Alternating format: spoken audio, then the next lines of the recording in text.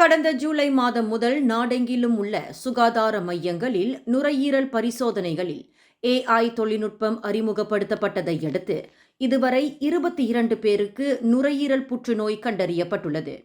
குறிப்பாக புகைப்பிடிப்பவர்கள் மற்றும் தொழிற்சாலைகளில் பணியாற்றுபவர்களுக்கு ஆரம்ப கட்டத்திலேயே நோயை கண்டறிய 7 சுகாதார மையங்களில் இந்த பரிசோதனைகள் மேற்கொள்ளப்பட்டதாக சுகாதார அமைச்சர் டத்தோசரி டாக்டர் ஜுல்கிஃப்லி அஹ்மத் தெரிவித்துள்ளார்.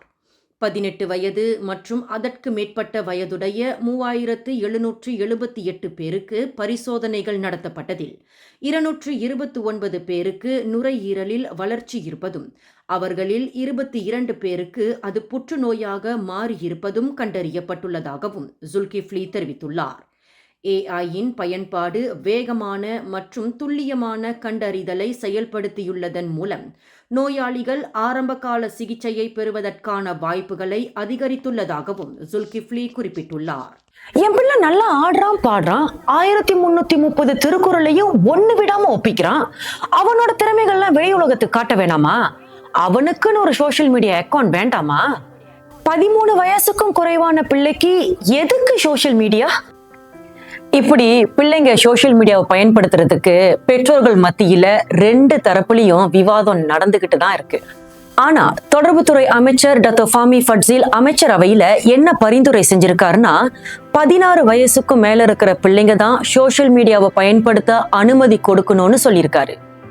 அதாவது 16 வயசுக்கு மேலதான் பிள்ளைங்க தங்களுக்குன்னு சோசியல் மீடியால ஒரு தனிப்பட்ட அக்கவுண்ட் திறக்க முடியும். அவங்களோட வயசை உறுதி செய்ய மை கார்டையோ அல்லது மை டிஜிட்டல் ஐடியையோ பதிவு செய்யணும்.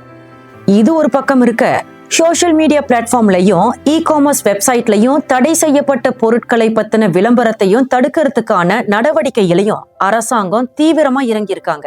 சமீபத்தில் பட்டாலிஞ்சயால ஒரு பள்ளியில நடந்த மாணவி கொலை சம்பவத்தில் அந்த பையன் அந்த கத்திய ஆன்லைன்ல தான் வாங்கியிருக்கான்னு செய்திகள் சொல்லுது.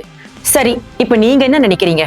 16 வயசுக்கு மேலதான் சோசியல் மீடியா அக்கௌண்ட் திறக்க முடியும்னு அமைச்சர் பரிந்துரைக்கிறத பத்தி நீங்க என்ன நினைக்கிறீங்க? இந்த வீடியோக்கு கீழே உங்க கருத்துக்களை சொல்லுங்க.